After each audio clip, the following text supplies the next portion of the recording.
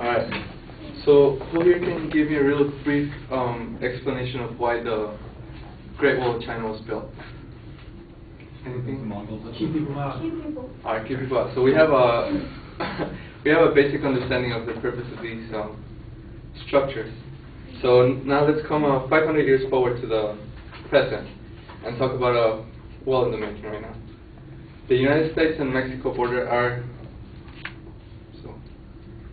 it's one of the most controversial topics to talk right now. According to the International Boundary and Water Commission, its length is of 1,969 miles, and it's the most frequently crossed international border in the world. Around 250 million legal crossings happen every year, and over 500,000 crossings happen a year. Currently, there is a wall built along this border, and it is meant to reduce or stop illegal immigration. My claim is that the wall along the United States and Mexico will not benefit the United States as a country or its people. I will prove this with the following points. It is misusing the taxpayers' money.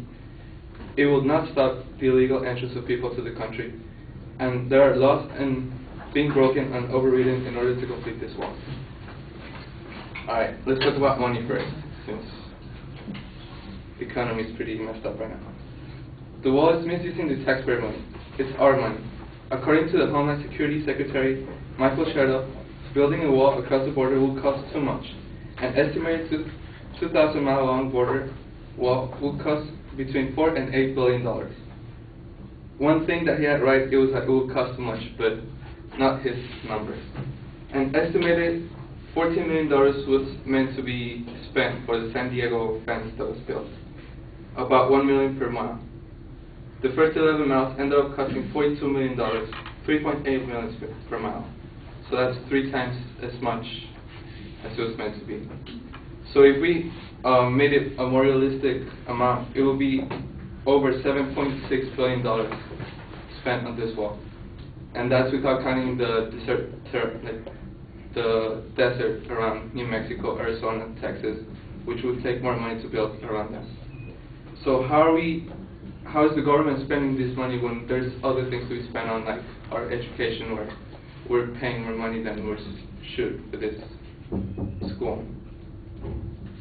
Alright, second, let's talk about people entering the country illegally. There are tunnels passages being found around the whole border. According to the DEA and the U.S. Immigration and Customs Enforcement agents, over 20 tunnels have been found since 9/11 in California and Arizona. Not only are these tunnels being used for people, but also being used for trafficking, drug, weapons, everything. So, thinking of past things in history, these walls are not gonna stay up for long. People are gonna be able to find a way around them, destroy them. There's always a way to get in. Another thing that people don't think of when coming illegally is Canada. There's a big the border in Canada is 3 times as big as the one in Mexico, and it is only taken care of by basically policemen, not like soldiers that they do in Mexico. People can easily cross the border through the forests, rivers, lakes along the whole border. So what's the point of locking down the country on one side when it's wide open on the other side? The 19 terrorists from September 11 entered through the Canadian border. If they were able to cross legally to this country, through Canada, what do you think is happening in the rest of the world, in the rest of the border? Alright, the third point. There are laws that are being broken and overridden in order to complete this wall.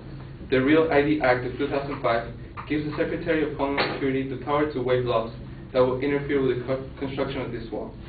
Some of these laws have to do with the environment, endangered species, Native American graves, migratory birds, religious freedom. People's property is also being taken away from them in order to go through there to build the wall. So all of these laws, all this property that people have fought the whole life for is being taken away just for a wall that's going to go up in there. At the end of the day, the American people are going to be the ones harmed with the construction of this wall. Their money and laws are being taken away from for something that does not even benefit them in any way. Immigrants will always find a way to get into this country, and like history has showed us, this kind of barriers have never worked. The Great Wall of China did not fulfill its purpose. and neither would this one. The wall along the United States and Mexico border would not benefit the United States as a country or its people. Thank you.